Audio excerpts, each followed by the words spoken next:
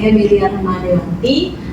Pada hari ini saya akan menginterview atau ngobrol santai dengan salah satu senior saya di Balai Kekarantinaan Kesehatan Kelas 1 Banten. Selamat siang, Pak. Selamat siang. Terima kasih sebelumnya sudah meluangkan waktunya. Beliau merupakan salah satu senior sanitarian di Balai Karantina Kesehatan Wilayah Kerja Bojonegoro. Mohon izin Bapak, saya ingin mengajukan sedikit beberapa pertanyaan dan ngobrol-ngobrol sedikit seputar pandangan dan pengalaman Bapak nih sebagai salah satu senior di BKK, khususnya bagaimana nanti instansi kita dapat terus menjadi pilihan masyarakat di masa sekarang ini serta mampu berdaya saing. Dalam sesi ini saya akan mengajukan beberapa pertanyaan seputar pelayanan, daya saing, inovasi hingga harapan terhadap BKK ke depannya. Pertanyaan yang pertama yaitu tentang untuk instansi BKK sendiri. Bagaimana Bapak melihat peran Balai Karantina Kesehatan di tengah tantangan kesehatan masyarakat saat ini? Oke, terima kasih Belia kesempatannya. Saya mau koreksi dulu ya. Senior tuh kayaknya ini banget ya. Saya juga masuk baru di BKK. Saya masuk tahun 2022 ya, kalau dibilang lebih duluan dari Belia ya lebih duluan. Kemudian soal pertanyaannya gimana peran ya dari BKK Patu Banten khususnya. Yang pertama kalau mau dilihat harus dilihat dulu ya Balai Karantina Kesehatan. Dulu namanya Kantor Kesehatan Pelabuhan. Orang-orang dulu nggak kenal kali ya namanya Kantor Kesehatan Pelabuhan atau yang biasa disingkat KKP. Kalau KKP itu biasanya orang kenalnya Bu Susi, ya kan? Perikanan ya. Perikanan. Jadi mungkin mulai COVID kali ya, pas mulai COVID baru terlihat peran dari Balai Karantina Kesehatan atau dulu ke Kantor Kesehatan Pelabuhan. Jadi ya kan peran kita sangat penting, instansi kita sangat penting sebagai penjaga pintu pertama lah dari garis luar ya untuk mencegah tangkal penyakit yang masuk. ya kita ya baru terlihat perannya ketika COVID kemarin ya. Jadi kita men-screening, kemudian mengecek penumpang-penumpang, kemudian awak-awak juga yang ada di kapal maupun di pesawat ataupun di ini ya batas lintas darat juga kita cek. Jadi ya sangat penting peran kita itu sebagai garda terdepan untuk mencegah tangkal dari penyakit yang akan masuk ataupun keluar dari negara kita.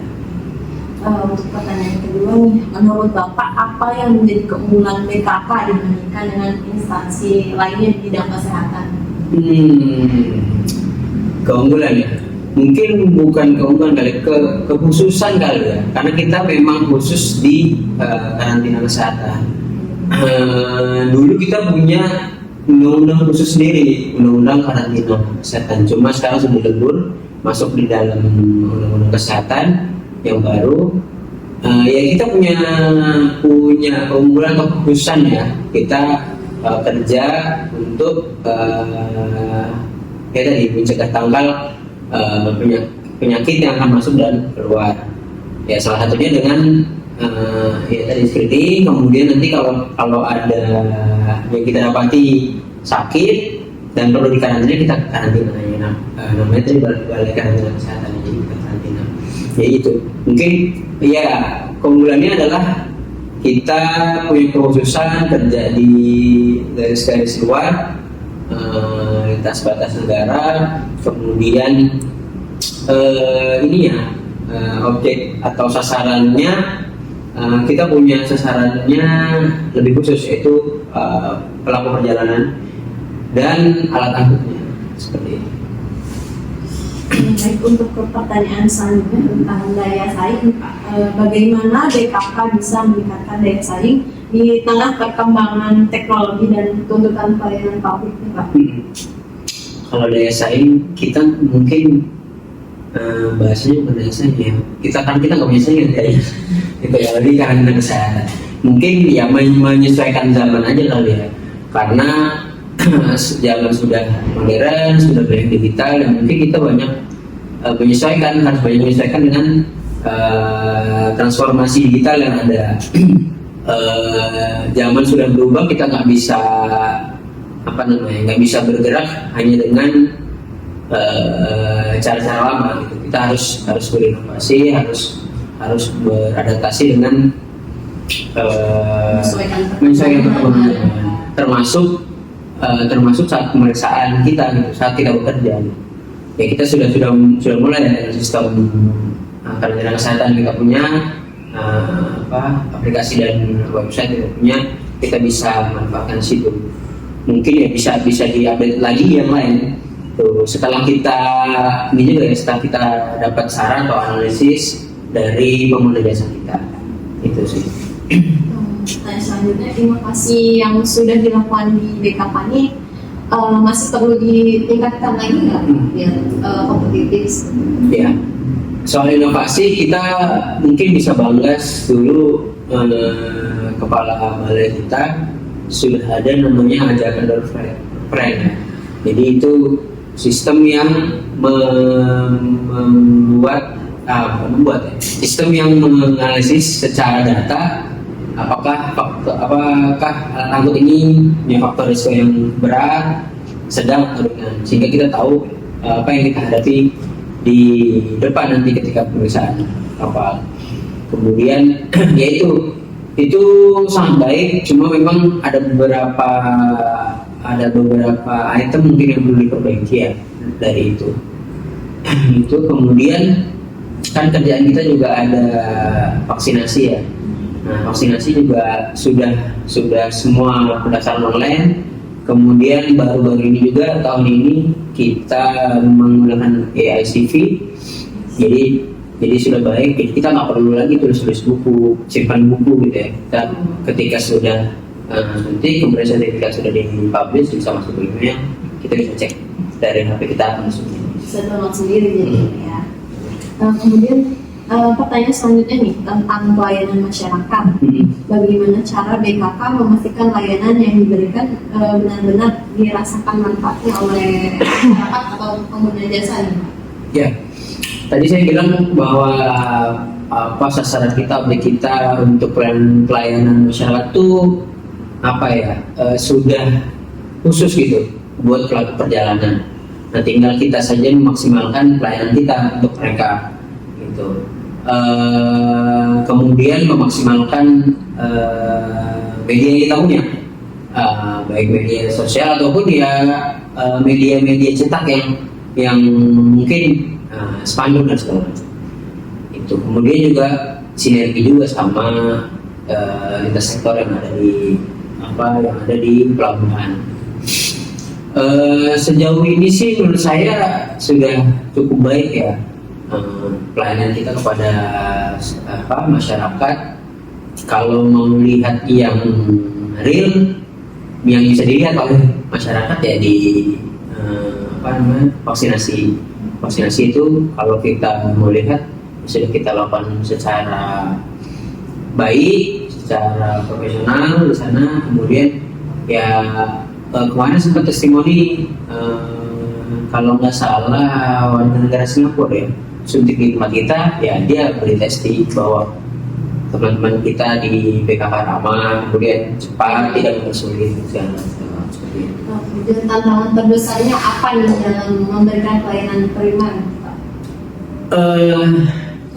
Kalau tantangan mungkin lebih ke pribadi kali ya, berbeda masing-masing ya. Kita kan sudah punya SOP, sudah punya Juklak, Juknis, sebenarnya tinggal kita laksanakan saja. Tinggal nanti ketika melaksanakan tinggal berhadapan sama pengguna jasa aja, gimana kita berkomunikasi kan. Ya barangkali ada beberapa masyarakat atau pengguna jasa kita yang mungkin yang kurang sabar, walaupun kita sudah melakukan yang terbaik untuk mereka, ya kita hadapi juga ya. Jadi mungkin menurut saya itu salah satu tantangan ya dari diri kita sendiri, karena kita udah punya SOP, udah punya jumlah bumi, tinggal kita kemudian nih pertanyaan selanjutnya tentang reputasi dan kepercayaan. Seberapa penting sih peran komunikasi publik dalam mengedukasi baik di media sosial ataupun secara langsung ya Pak dalam meningkatkan memberikan citra positif di BKK? Iya, itu sebenarnya retoris ya pertanyaannya, nggak perlu dijawab, ada jawabannya, itu pasti penting karena ya kita kan berhadapan sama masyarakat ya, kita harus berkomunikasi baik, membangun citra baik. Tadi sudah saya sampaikan ya, gimana kita menghadapi pengguna jasa masyarakat ya, ada yang mungkin emosi atau kurang sabar ya, kita harus hadapi dengan baik. Dan di media sosial kita ya, kita ya sering naikkan gitu berita-berita yang memang baik gitu ya, kegiatan-kegiatan yang sudah kita lakukan, peran-peran apa yang kita lakukan di pelabuhan, peran apa yang kita lakukan di alat angkut seperti itu. Jadi ya perannya sangat penting dan ya harus kita bangun citra. Dan komunikasi komunikasi secara langsung itu, terutama kalau kita kan pemeriksaan alat angkut bersama agennya. Nah, itu berarti ya dengan agennya kita berkomunikasi dengan baik. Jadi ya harus profesional, tapi kita buat keluarga juga sama teman-teman agen. Untuk perbaikan dan harapan terhadap BKK nih apa Pak? Perbaikan ya. Kalau perbaikan mungkin beberapa sistem informasi kita dan ada koreksi ya. Ya kita harus perbaiki itu sistem informasi dan data kita harus kita koreksi. Kemudian komunikasi kita juga antar tim juga harus kita bangun supaya lebih baik. Kemudian ya harus kita tampung juga sih saran-saran atau kritik dari pengguna jasa, keagenan, kemudian pengguna jasa untuk vaksin gitu ya, kita tampung sehingga BKK ke depan lebih baik. Ya tadi balik lagi ke tujuan utama BKK kan cegah tangkal penyakit ya. Jadi supaya ya kita bisa mencegah dan menangkal penyakit baik yang masuk maupun yang keluar. Seperti itu. Baik, pertanyaan sudah selesai Pak. Terima kasih banyak sudah meluangkan waktunya memberikan kesempatan saya untuk tanya-tanya dan ngobrol sharing nih. Untuk ke depan seperti yang Bapak bilang tadi, mungkin dari perbaikan dan harapannya untuk dibenahi lagi untuk komunikasi dan juga untuk sistemnya ya Pak ya. Baik, terima kasih telah menyaksikan wawancara kami sekilas ini. Wassalamualaikum warahmatullahi wabarakatuh.